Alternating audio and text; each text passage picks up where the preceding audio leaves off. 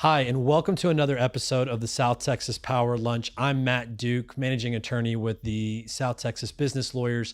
Today, we have a really exciting episode with Roxana from WAPA Handmade, which is a trending fashion brand that you need to know about that has taken place right here in South Texas.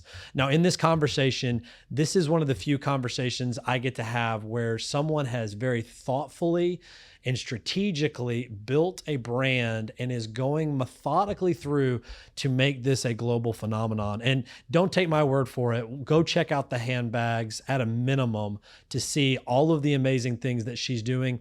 And most importantly, the communities that she is impacting by serving others across the world in trying to get the supplies that she needs. It's a great conversation. It's become one of my favorites. I hope you enjoy it. So Roxana, thank you so much for coming here to talk to us today. I'm super excited to hear about WAPA because I've known your story for quite a while. And anyway, the viewers here and those that are going to see this are going to they're in for a treat.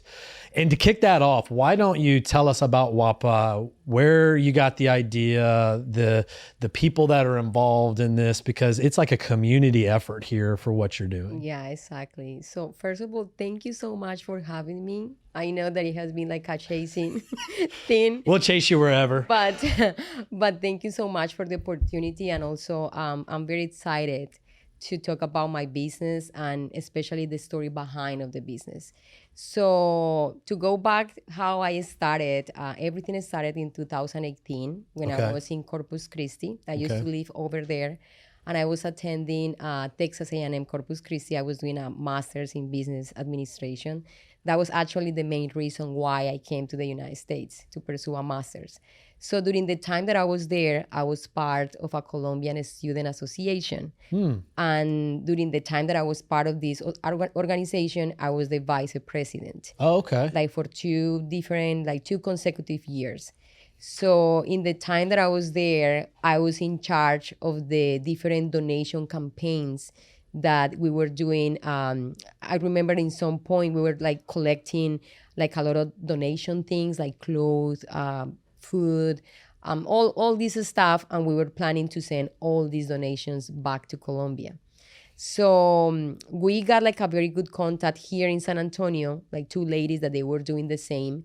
And they want to help us, and they put us in contact with the Colombian Air Force. Okay. So we start sending all our donations with them, and they distribute all the donations in different towns in Colombia, especially those towns that they were very vulnerable or probably with low-income families.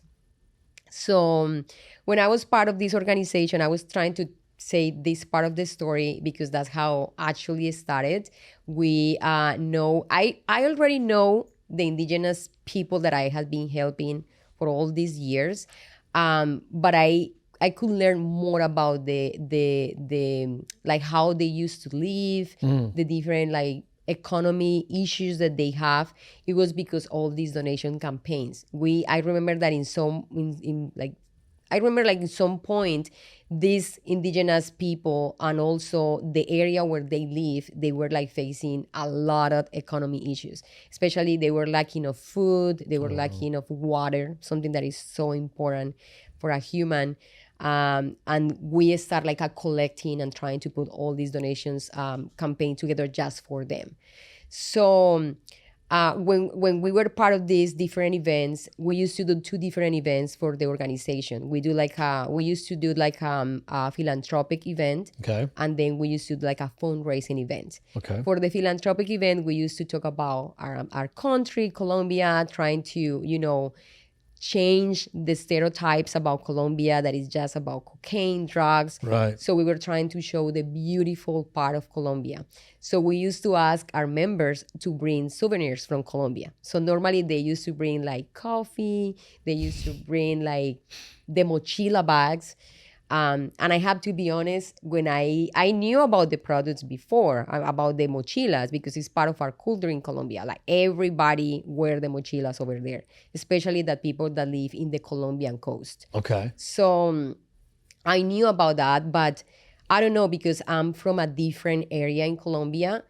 I mean, for me, I was like, this is just for people that live in the Colombian coast. And it wasn't part of my outfits. if Oh, I I can see. say. Right. So, but when I was here, we were doing these donation campaigns. I learned about the situation that these people were living, like all the economy issues that they were having. And also when we were in these different events and we started selling some of the items that we were bringing from Colombia, I noticed that the mochila bags were the first one that we were like They were just selling out. gone. Yes. And it's funny because the mochilas that the members used to bring, they were like not that pretty. So Oh, I they were see. the ugliest one, if I But can still, say. they were gone because you don't see these type of, Exactly. I mean, look, I don't see a lot of bags, but I don't see, the products that you have anywhere else except for what you're doing. So yeah, I'm sure Exactly. people are like, wow, that's unique. So when I noticed that, I was like, well, I think this is a great opportunity to keep helping them and also starting a business. So that's why that's when I started to bring like some of the bags, and I say like, why not? Let's see what is going to happen. So I remember that I brought like 10, 15 mochilas. Okay. And I reached out to a person that were doing some like a little pop-ups in Corpus Christi. Sure. She's like very famous doing this type of markets. And also she has a beautiful business too. Her name is Elena. And I want to call her name out over here because she was one of the first person that support me, and she has a beautiful business. It's called Su Bonita. She helped also people in Mexico. Oh, wow. So I reached out to her, and she was like, "Yeah, of course. Let's. I mean, you can be part, of course." And I remember that I was in a small table with the 15 bags, and I sold those out like super fast. Like the event, it was actually like going on still, and I was just over there like, okay, I'm ready to go because I sell them out like super fast. So that's when I was like, well, this is probably a great opportunity to start a business. I remember that I talked to my boyfriend and I say like, hey, I have this idea. What do you think? He was like, well, I don't know. Let's see. You can start like Doubter. Exactly. Yes, he was a little bit. Ooh, the truth is coming out. A little bit of doubt there. He was a little bit like a hesitating. We'll come back to him in a second. He changes, I believe, in the Oh story my that's gosh. on here. I'm not going to say his name. We won't say his name. He gets better.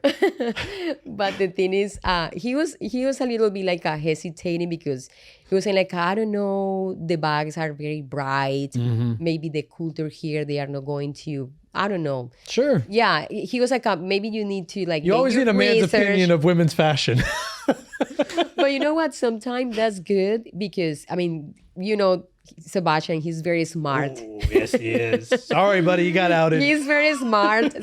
So he told me like, you should like make a research first and trying to understand if this is going to be good for the audience over Sure. here. Because, I mean, men do buy bags for their significant others. Exactly. So you do have to catch their eye or have it to where the woman tells the man, hey, I like those in order for them to do that, right? But so, I mean, there is a man's purchase. He was a little bit more worried about the part of if the people will accept the product because it's something completely different. Yeah. But I was like, let's try and let's see what is going to happen. And he was like, yes, let's do it. So he supported me. He has been my probably best supporter ever. So he was like, yeah, let's do it. And it's funny because after that I was doing the research and I was like, yeah, I think it's going to work. He was actually the person that named my business. Really? Yes, it was him because I was thinking about the name and I was like, well, what we can put up the name. So it must be something very powerful. Yeah. It must be something very powerful. My idea from the beginning was to support the indigenous women. So I was like, it must be something that people can tell that we are empowering people. We are empowering especially women. So I don't even remember how we end up with the name WAPA. But we were thinking WAPA like a regular, like how is in Spanish. Sure. Because in Spanish is UAPA. Guapa, That's how right. it's spelled. Yep. And WAPA means beautiful woman or good-looking person. But also in my region, where I'm from in Colombia, WAPA can be also used in a different context when you can say like someone is very brave, especially like a woman is super really? brave, like is strong, like she can go for it and is going to be non-stoppable. Okay. That can be also a contest for that word. Oh, wow. But then Sebastian, he say like, you know what? What about if we just combine the name of the indigenous tribe, because the indigenous tribe's name that I support is called Wayu, Oh, wow. like with W. Oh, I see. Wayu. So we just combined the two words. We took the wa and we just combined with guapa with the two other letters. wow. So that's why it's called guapa with W. So guapa means that we are, we just, and also I think the guapa words also wants to describe a little bit the bags. They are very guapas. They are very beautiful. But also the W means wayu, women. Okay. I think the W letter is very powerful, because when you see the W, you can like, especially women, we can like say, oh, it's for women, and also for Wonder Woman, that this is actually the meaning of all these people, all these women, indigenous women that are making our bags. So I just want to give the name like a very powerful meaning, and that's how we end up with the name WAPA. Well, you know, we take a lot of branding for granted as consumers after the fact. And there's a lot of businesses I don't think that take as much time to think about how the brand, people think, you know, the logo and this together, right, is your brand. And it really does need to, you know, have some sort of communication or feeling or whatever it is in the name, because that really does make all the difference, you know, for this. And, you know, I mean, again, the simplistic nature of it as well is something that for me, I always found very, you know, one, it's unique. It's simple. The way you sound it is powerful, right? I mean, to say WAPA, it just, and your product is so unique and beautiful as well. I think it's a perfect combination. We'll give you the credit. We'll just say you got some advice, you know, from Sebastian on that one. It sounds like that team effort did really, really well. Tell us about the tribe and kind of how they fit into WAPA and everything.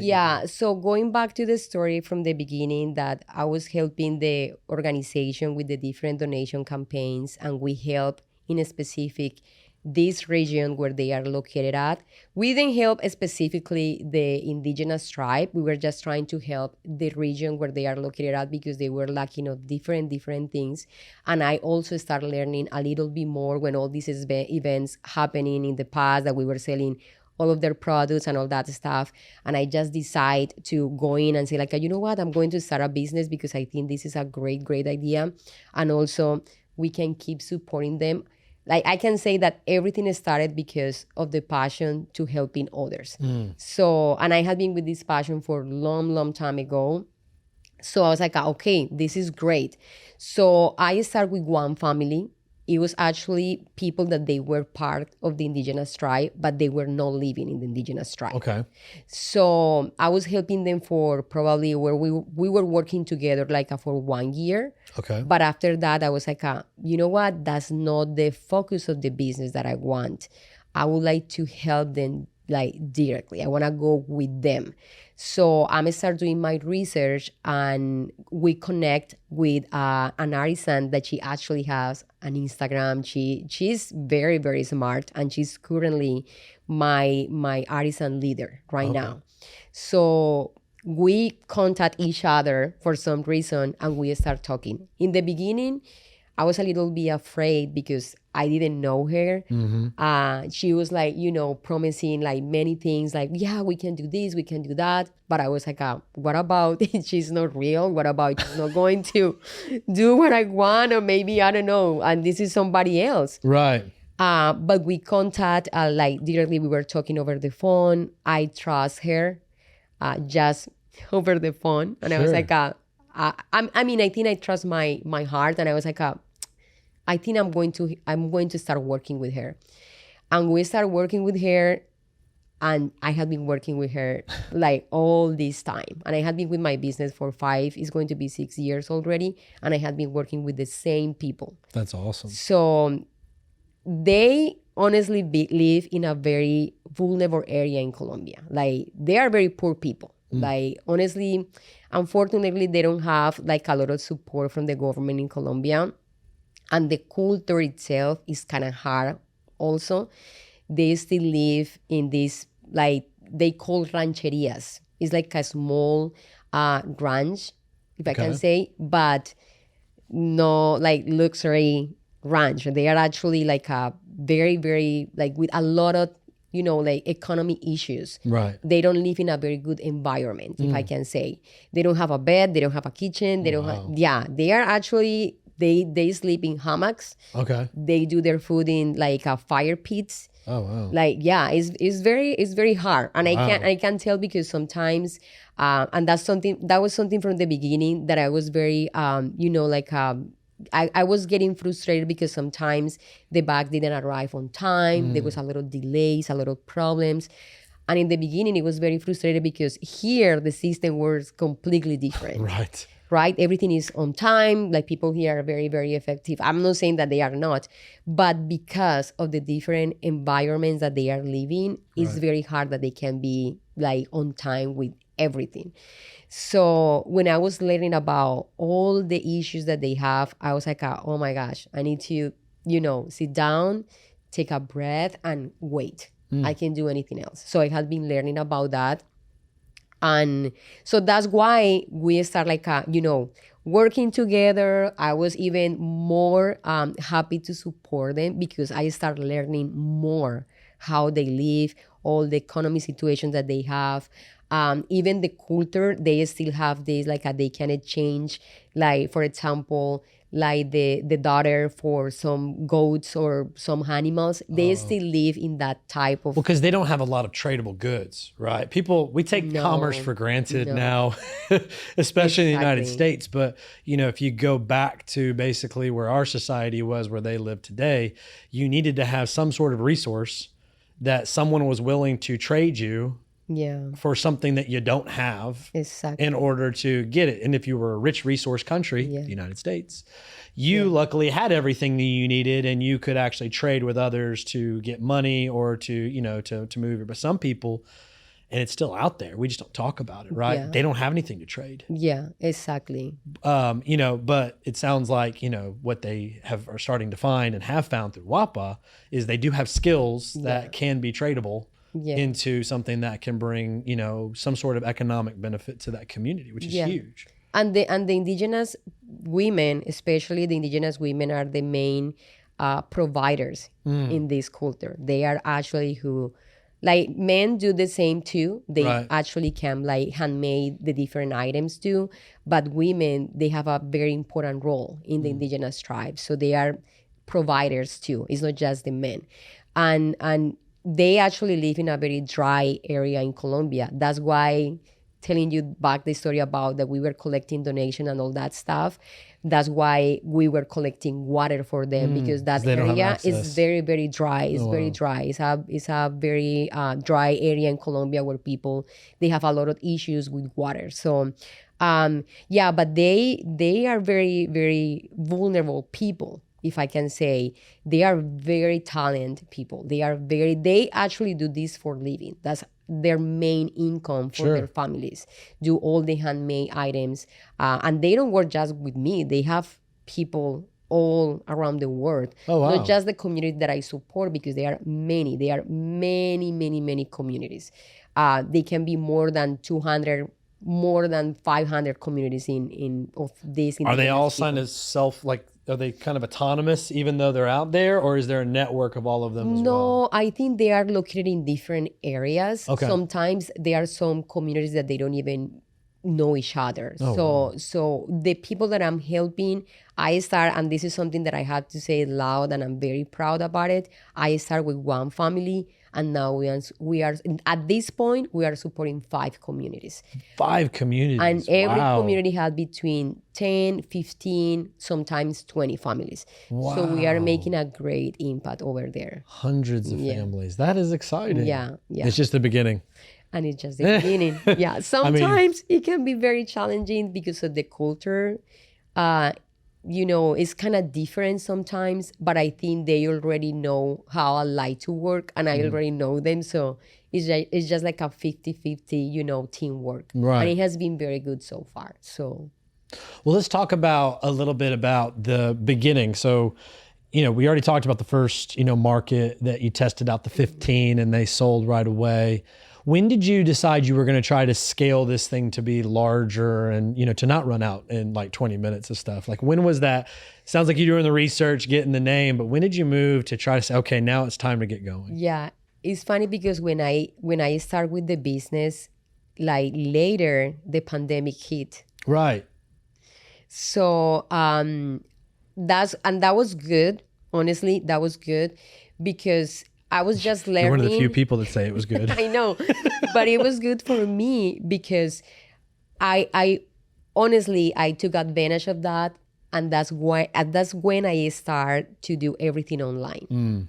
I wasn't thinking to do that in that moment. You were going to do market to market to exactly. market. I was just planning to do just different pop-ups, markets, because that's what I was like seeing for the other small business, and I was learning from them, and they were saying like, yeah, I'm doing this pop-up, these markets, blah blah blah, but I never thought that like, okay, let's go online. No, because I was like comfortable, you can say. So when the pandemic hit, is when I say, you know what? So let's start and be focused in the online part. So that's when I create my website. Okay. I actually did it by myself because when you are a small business, you don't have a lot That's of right. resources. So you have to, hustle. You got to move all the inventory, ring up all the Everything. transactions, take it down, Everything. put it up, and build your own website. Yeah, everything. So I put together the website, and it was amazing because I started saying like, hey, we are in online now,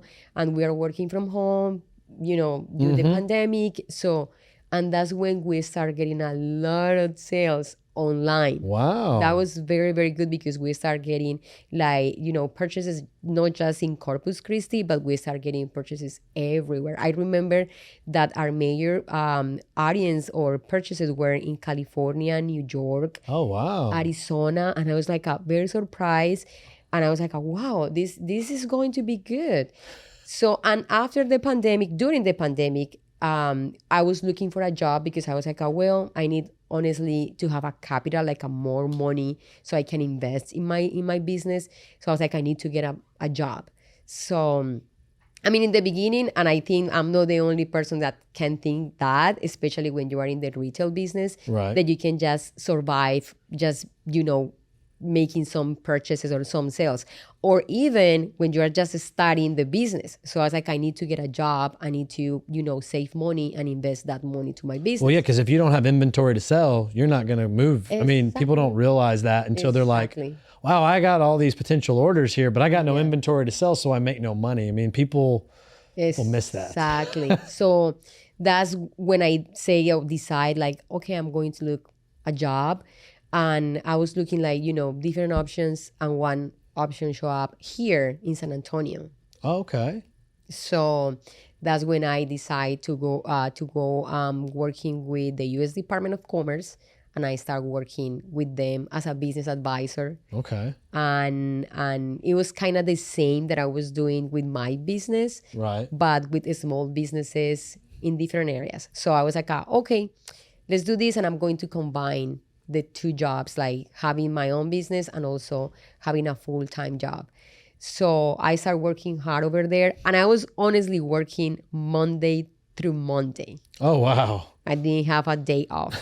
I was just working and working and working and working, like during the week, working from home, meetings, doing different events, things, and then Saturday, sometimes Friday, Saturday and Sundays, I was just working with my business in different events here in San Antonio.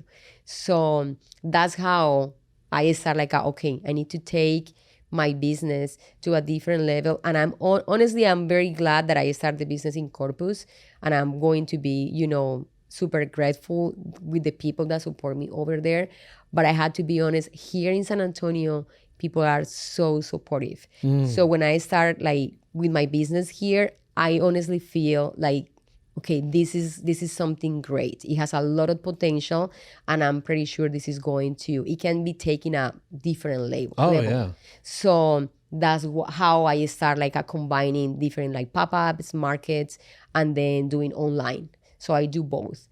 And After that, all that hard work, I was thinking like, okay, maybe I'm ready to go to maybe to a different shows, because pop-ups and markets are good, and but I think sometimes you have to work more, and maybe you are not going to see the money. Sure. Because you never know. Because you've only got a finite amount of time, right? Exactly. So you can go to the front lines and do what I call hand-to-hand combat, hand-to-hand sales, right? Exactly. Or you can figure out how to get to that next one where one sale with a distributor or some bigger brand, right, that wants to feature that can be worth, thousands or even hundreds of thousands of units on there. Exactly. And, for a small business and retail, it's a little bit of both, I would assume.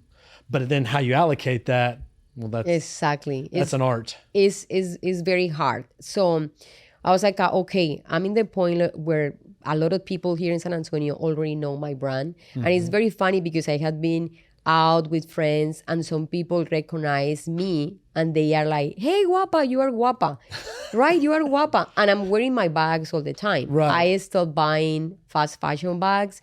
I'm just wearing my bags all the time. So when people see me, they are like, I know you. I'm in my social media. I do everything in my social media. So a lot of people already recognize me and they are like, you are guapa, you are guapa. You are the one that are bringing bags from Colombia. Yes, yes. So that's awesome. And I think in that point, I was like, I think my brand, a lot of people already know my brand here in San Antonio, but I would like to take my brand like to different states. Why not? Sure. So that's how I, like last year, that's when I decide and I say, you know what? Or I have to be focusing my full time, or I have to be focusing my business. That's right. Because it was taking me a lot of my time. I didn't take breaks. I was working all the time and I was getting very, very, very tired. So I was like, okay, I need to make a decision. And in that time, my project, it was almost over. So I had the opportunity to keep working with them, but I think it was like, it was a good clean break. Exactly. I was like, I think this is like a sign that I need to make that decision and I need to like go just all in with my business. When people make that switch from the side hustle and the full time, it's usually one of two things. It's either there's been just this big upswing, right? And those are easy. Oh, I'm making all this money over here. I'm just going to do this. But most of them are, no, I got to take the risk and I'm exhausted. And I'm either going to go all in or I'm going to go get all out. And that's when you go, I'm going to go all in. And at that point in time, you're there. I mean, that makes sense, but that's how it usually takes place is do I just get out or do I go all in? Cause I can't now, you just run yourself ragged. Yeah. Doing all that. But I have to tell you, I wasn't scared. Oh, I bet not. Since I started with my business, I have had the same feeling. Like I trust the business. I know that it has a lot of potential and I go with that. And in some point when people say like, what about that?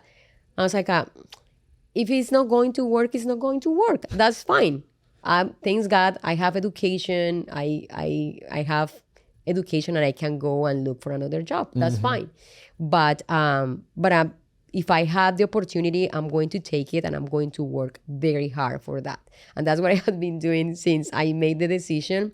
So, and for me, I think, in my opinion, small businesses, if you are really focused of what you want, you are not going to be stoppable. You are going to keep You got to love what you do, which again, we talked about this before we came on the air, right? If you love what you do and you're doing good and doing well, that's the most powerful thing. And the naysayers, I mean, a lot of people they'll be the ones not on purpose, right? I'm sure they weren't trying to shoot you down, but they'll see all the negatives and you're like, no, but I see all the positives on this. Exactly. And that's what it takes to be able to be resilient when you are exhausted, to keep on going. Exactly. Because I've seen you guys in Houston and all over those places. And then, we've been chasing you for a while and you've been in Colombia, all those things. I mean, but your passion is what's going to drive you and has driven you and will continue to drive you forward. Yeah. And I think also if you want to take your business to a different level, I think you need to set up some goals like all the time. And that's what I had been doing with my business. I started just selling the bags,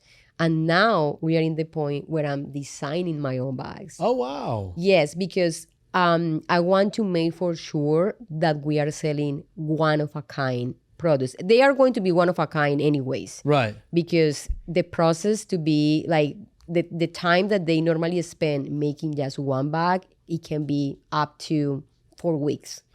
4 weeks Yeah. for one bag? Yeah. And Wow. this depends of the artisan expertise and the type of bag. Got It can be less time because they are like amazing artisans that they are just experts and they can do like probably 2 weeks, maybe Right. less. But there are some that they can take more time. But in average, it can be up to 4 weeks. So so they will be one of a kind for sure. But I was noticing that also the audience here is different.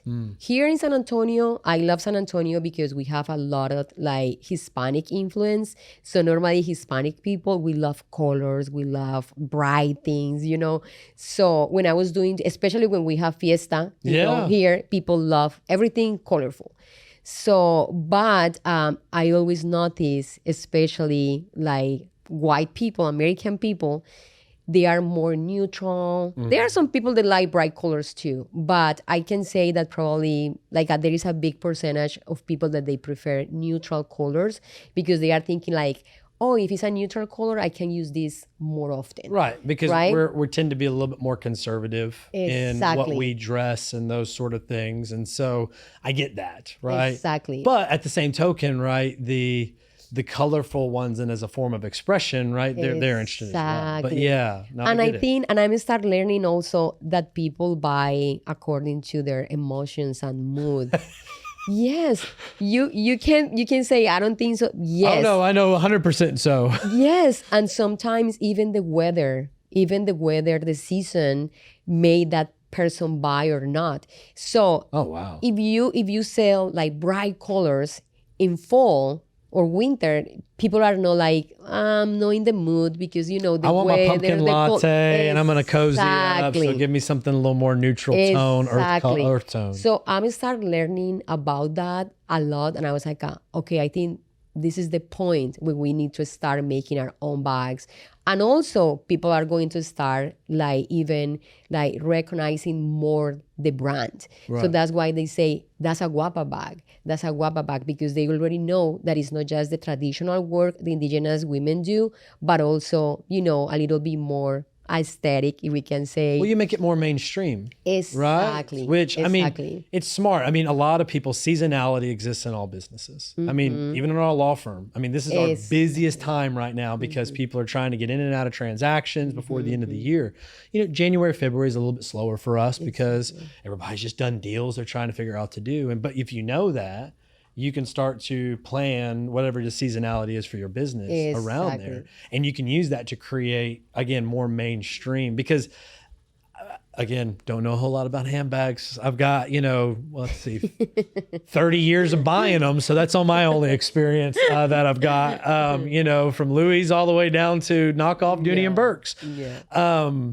But, you know, from the fact that you can tell the types because other brands have done that. Yeah. And what you're selling is very, very unique. So I would gather as more people see mainstream, the vibrant colors and those, they'll tie it all together. And Yeah. We want to keep the traditional work they do, but we just want to give like a little twist in the bags. I'm in the point where I'm designing the patterns of the bags, wow. but also I trying to like change a little bit the style of the bags. So sometimes we add some leather, some, you know, like some didn't know you had straps in leather. Yeah. Or some like a resin, like, you know, like chains, handles. So all that, trying to get like a little bit twist in a chic, you know, way that people can say like, oh, this is different. This is not like other like Louis Vuitton. I don't want to say that, but yeah, something like that. That is very, very, very popular also here. But we want to do something different. Right. That's what I want to be focusing the business. And I think like taking the business in this level is a huge thing, because not all, I think, people that are involved in the same industry that I am, is very easy, especially when you are working with the artisans, because sometimes they can understand something different. I send my designs. I normally do my designs in a tablet, and what I want, and that's something that I learned about myself. I didn't know that I can actually sketch. Oh, I wow. didn't know that. I mean, I think I had that talent because of my parents. Okay. They both like to do like sketches, and they like to work with their hands.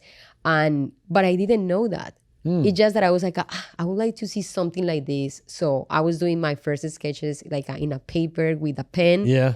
But then I was like, well, maybe with a tablet where I can put the colors and all that stuff, like pick colors and trying to, draw with the different colors. I think it would be awesome. So that's why I say like, okay, I need to invest in a tablet. And that's how I do my designs. Wow. I put my designs in a tablet and I send the designs to the artisans.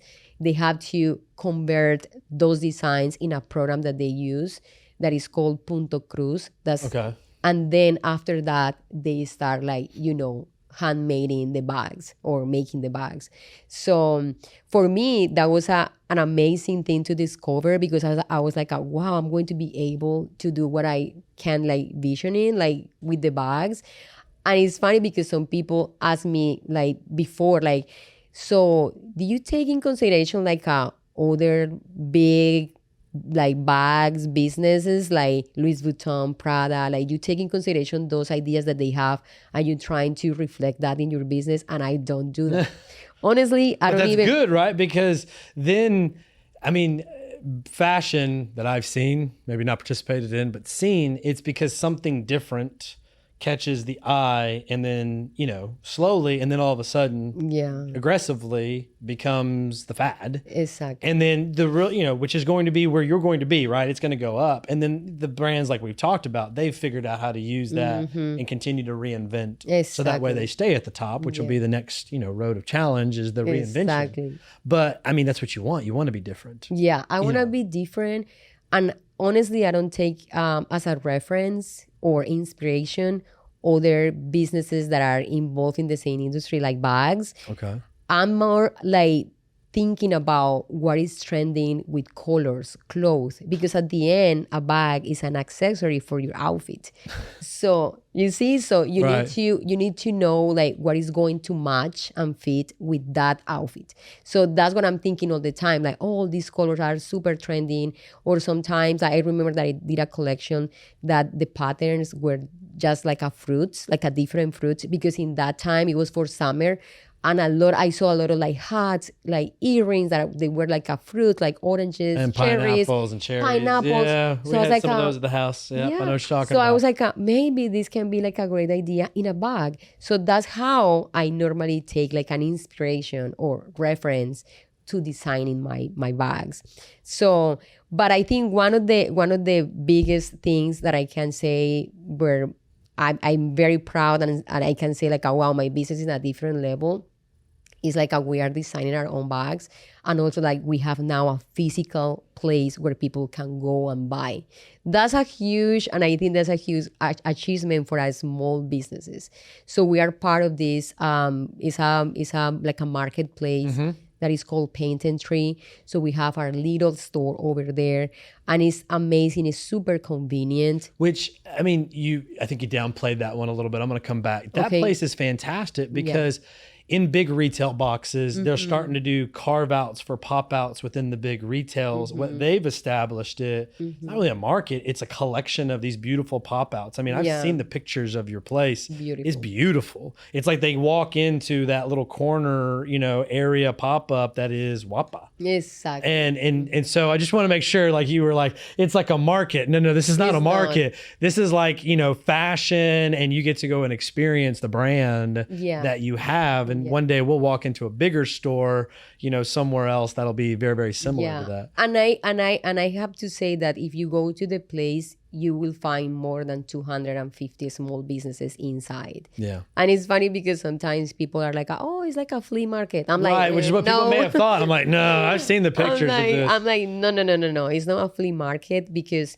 Paint and Tree actually give you the opportunity to decorate your space, whatever you want. So it's beautiful that you go inside and you can see like the business personality in every spot. Right. So the experience is actually, how you say, it's an experience that you can go, you can see different spots over there, and you can say like, oh wow, this is something different, something unique. It's something unique. It is very unique. Yeah, and for the small businesses, I think it's very convenient because you don't have to be there. That's right.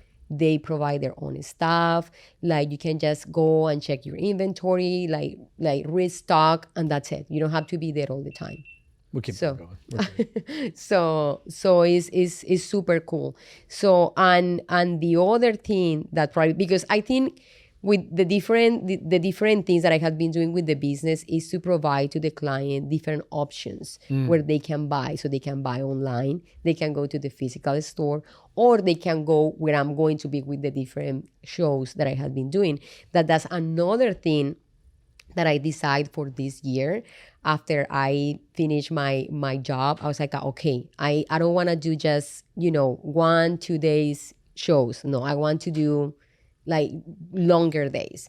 So right now I'm in the point that it's very hard. Yeah. It's very hard to get into this type of fairs. I'm doing state fairs. Oh, okay. That's very hard. Because you were at the San Antonio Rodeo, you were at the Texas State Fair, if I remember right. Yes. Right? Like, I mean, these are like big Those events. are big events. People shop big time at those events. They don't realize that. I mean, most people don't. And I went to Wisconsin. Oh, wow. And Minnesota as well. Wow. Yes. How is it there from a culture standpoint? I was very surprised because when I made the decision to go, and actually I went and I had the opportunity. It was because a friend that she told me, you know what, you should do it. She has been doing this like for 2-3 years already, and she was like, you should do it. You will do great.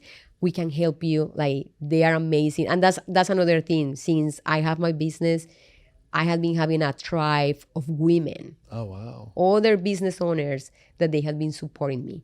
And I think when you are a small business, you need to have that community around you. It's hard because a lot of times people, like, especially friends and family, don't understand. Yeah. They're employees somewhere. So they get it like, well, I mean, why are you working so hard? It's Saturday. It's like, because I own my business. So if I don't do it, it's not getting done, for those type of things. But to have community of people that understand. Yeah. I have a lot of friends. They are my friends in the community of business owners.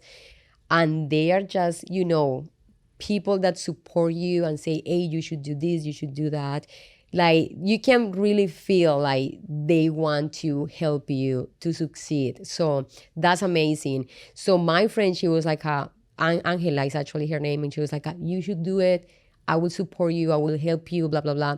So I was like, okay, let's do it. And I did it, and I was very surprised because a lot of people were like, are you sure that you are going to Wisconsin and Minnesota? Because over there is actually like the north. That's Yankee land. Like, this is very bright.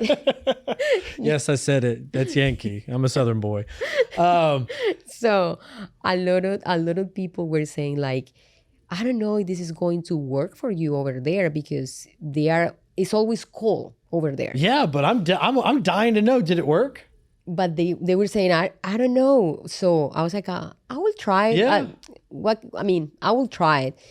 It was amazing. See, that's what I figured. And from a amazing. mainstream, right? If you can prove, this is something that, just hearing your story, right? You tested out the market with 15 bags, sold them out. Mm-hmm. Then you're like, you're in a community, which San Antonio, which I love San Antonio, diverse culture, very accepting, which is why I love this community that we live in, and so you can test out a lot of different stuff because of our diverse culture. Mm-hmm. And then when you go and take a major test that's into the bread belt and up into Yankeedom up there, and it's still successful, you're at mainstream, that you have the potential to do that mainstream in those little tests. Yeah. And I just, when I was there, I heard comments like, thank you for bringing soul life to this place that is so cold all the time.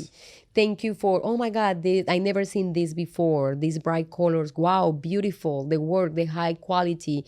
So all these words that you hear when you are in a place that supposed to be like, no, it's not going to happen. No, we don't like this stuff. Go back down to wherever you came from. You don't get amazing. That's awesome. And this is something that I really love about people in general here in the States, that they really appreciate and love the handmade work. Well, that's true.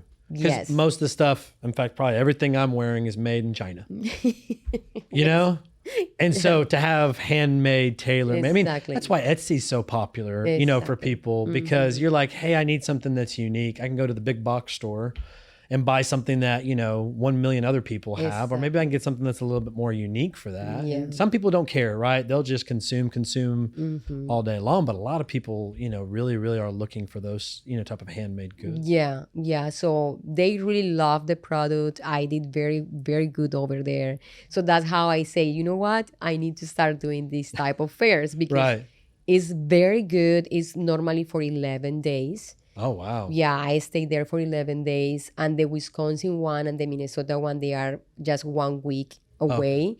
So I So you came basically back. relocated to the north, huh? Yeah, exactly. I came back to You're a Texas Colombian for a week. woman up there in Wisconsin. That's probably a big switch. Exactly. It'd be a big switch for me. But I love the experience there. Yeah. It was beautiful. People were nice. A little bit different what we used to see here in Texas, but it was amazing. Yeah. And I remember I came back to Texas for a week, take a break, and then I went back again to Minnesota, and it was amazing. Minnesota is probably the second largest state fair in the United States. Oh, wow. Yeah, you can see there like probably, I don't know. Here in Dallas is like the attendance is actually, that's how you say attendance? Attendance. The attendance is actually 2.4 million of people. Right. But over there is like 1.5 million. But the difference is in Minnesota is for 11 days. In Dallas is for 21 days. Oh, wow. Yeah. Wow. That's just So, crazy. yeah. I mean, I didn't, you don't really, people talk about economic impact of things like that, but when you hear a story about how much of an impact it makes to an individual business and those sort of things, it is huge. Yeah. What's next for WAPA? Oh my gosh. One of the dreams that I have, honestly, I would like to learn more about the fashion design part Okay. for bags. It's kind of hard to find these type of programs about just bags because normally it's just fashion design about clothes, Right. styling, and all that stuff. But I would like to find like accelerator or program like that I can learn more in the sketching part because I think I'm just new about that. I'm just learning what I can do with my hands and that's it. But I would like to learn more and maybe to have more knowledge about how to like combine that with the business part. So that's one of the dreams I had been looking already. And there is some opportunity maybe in New York, but I need to, like see how it's going to work. Sure. Because it's for like a good time that I have to spend over there. So obviously I need to figure it out how I will like deal with the business because I'm in charge of everything. Yeah. That's the other thing. When you are a small business owner, you have to wear a lot of hats. I mean, you got a lot of social media. So in addition to, being the person that's, there at the fair, I mean, your social media is wonderful. I know you have some models that work with you. You do a lot of that stuff, but I mean, I've got my brain trust over there that does social media. I don't know where I would ever find the time to do that. But you do it all. Yeah, and I think I do the social media because I really like it to do, honestly. I don't, but I really love it. And that's why I spend time sometimes like, okay, I can do this, a fun video. Because sometimes it can be just about the business and selling. No, it can be different things. So sometimes I do like a fun videos over there or I'm focused just about the business. But honestly, for like being a little bit easier for all the stuff that I have to do. That's why I prefer sometimes like, okay, let's go with a photographer, take some good pictures with models, and that's it.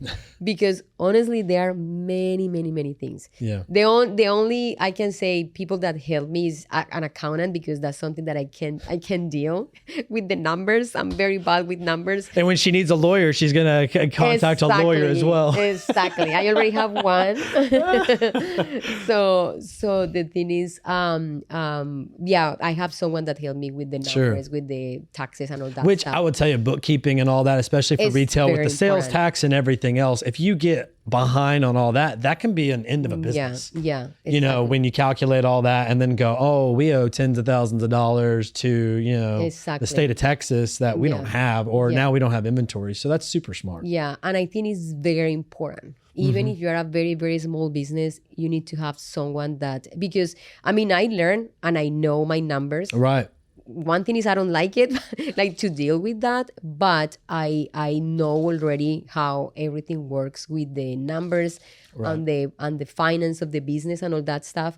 But I think it's very important to have like a booking person, you know, like a bookkeeper that can, you know, doing everything for you and probably teach you. Hey, you need to have this, you need to, you know, if you want to have a very like profitable business. Right. So I'm so glad that I have someone that is he's so good, and he has been helping me with the business, especially lately. He has been very, very nice. Well, as you grow, they just become more and more important, right? Because the numbers become bigger and bigger. Yeah, that's true.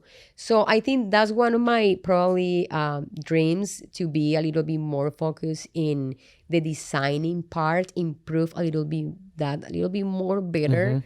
And understand a little bit more better how that works with the business part. Right. And I think keep working hard. I would like to be focused just in the big events, maybe do just 5-6 events during the year, and I can be the rest of the year be just relaxed, because those days that you spend doing this type of events, oh my gosh, you get like drained, like tired. Because you're giving off energy and having to use a lot of energy to keep the experience I up. think you don't realize when you are working, like I think the adrenaline is so high that you're like, I'm fine. But then when you finish, that's right, and you sit down, you're like, oh, I'm not getting back up again. You know what, when I finish my events, especially those the big ones, and I got home, I was one day like I passed out. Bet. Like my body was like completely tired. So I would like to do something like, those are the steps that I would like to.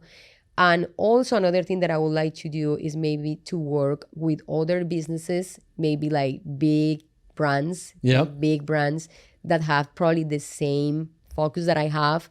In this case, like helping other people. Right. Because I have been getting offers that people are like, I would like to sell your products. Right. And they contact me and they say, I would like to sell your products. You have a beautiful products, blah, blah, blah. But I have not found yet the right person, someone that I feel, or a business that I can feel that it match my business. That's super important. Yes. Super. Because if you go to a distributor type, right, then they become the face of your brand. Exactly. And if you don't have the right person that matches that culture and the right, you know, controls, you know, which come through those distributorship agreements, you can find yourself where your brand basically got diluted or run, you know, run the wrong direction, you know, after everything you've done. So that's super smart. Yeah. And for me, the most important thing is that we can have the same, like, you know, focus in this case, like helping indigenous people or other people. It can be indigenous people or indigenous women, no, but that we had probably the same vision, that is not just of having a business and trying to make money and money and money, because that's the other thing. And a lot of people, when they say my products and they say the price, a lot of my clients, they say, this is not expensive. I was expecting like I know, I had the hundred of money. Yeah. And I'm like, no, because our main idea is sell as fast as we can, so we can keep supporting them. That's right. So we can just, okay, we sell this, let's order more items from them. So we all can win, not just, you know, me as a business owner. That's the main idea. So that's why my products are not expensive at all. Yeah, I would say I was shocked at how inexpensive they were when I had looked at your products, because they're beautiful and they're handmade, and we expect in the States that we will pay a heavy premium for handmade, and we do that for it. But that makes complete sense. I mean, if it's mission focused to be able to drive more volume so that way these communities can have better lives, then you're going to play that into your pricing strategy. Yeah. Well, let me ask you this, and we could talk for a long time, and would love to have you back to talk more as you grow and distributor. But let me ask this final question, and I'm going to kind of throw it at you. Sorry.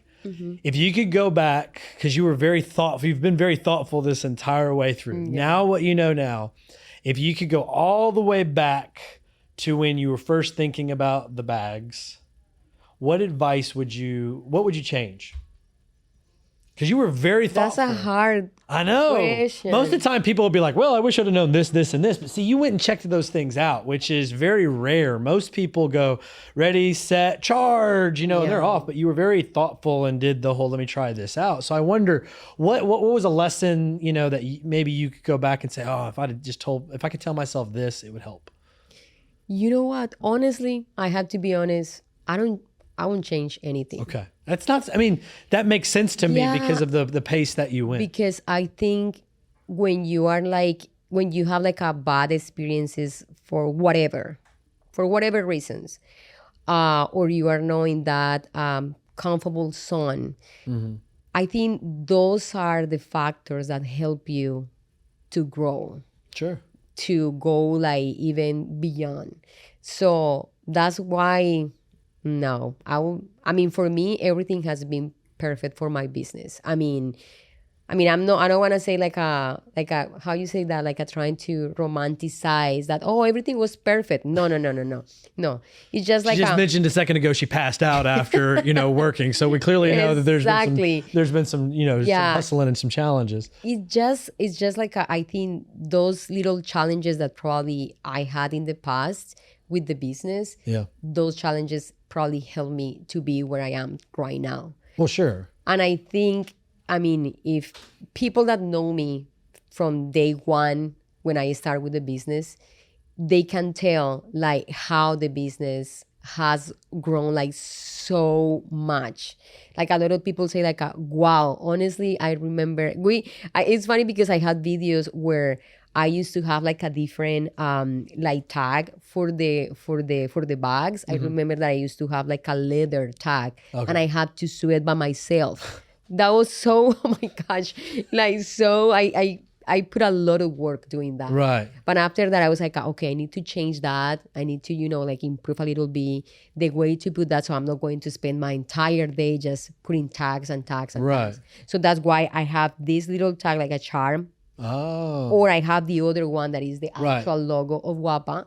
But I normally put the actual logo to the ones that I design. Oh, wow. The ones that are the traditional work, I want to respect that is their work.